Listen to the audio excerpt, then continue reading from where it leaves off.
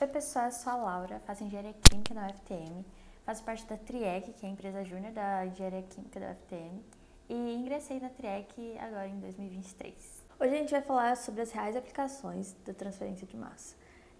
Para introduzir, vale ressaltar que todas as operações unitárias nós temos 3 tipos de transporte diferentes, que podemos resumir, de grandezas físicas, sendo elas quantidade de movimento, transporte de quantidade de movimento, transporte de energia e o transporte de massa, que é o que vamos falar aqui. As operações que são regidas pelo transporte de massa são muito importantes para as etapas de downstream, que é quando o produto que foi obtido nas etapas anteriores é purificado.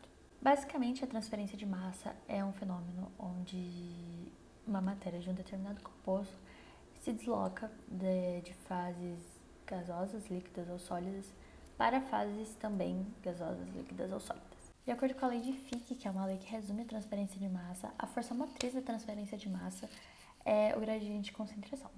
Então, para que a transferência ocorra, é necessário que a concentração do composto esteja muito maior em uma fase do que em outra.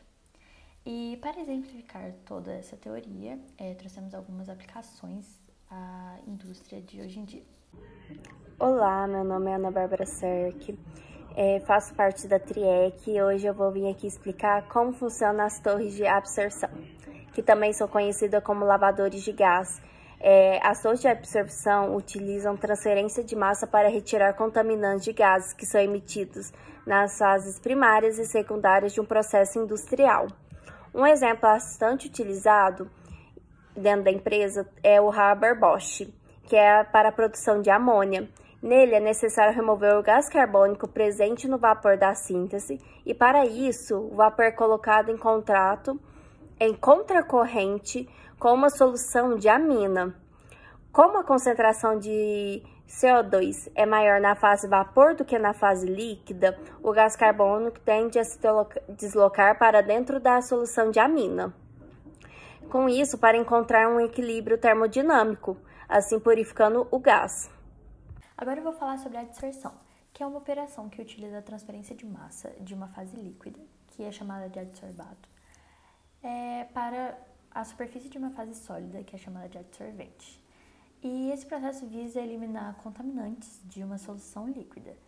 E também é muito importante no processo de tratamento de efluentes, por exemplo. Como exemplo de aplicação industrial de adsorção, temos os tratamentos de efluentes que contêm concentração muito alta de compostos orgânicos, como por exemplo em indústrias farmacêuticas.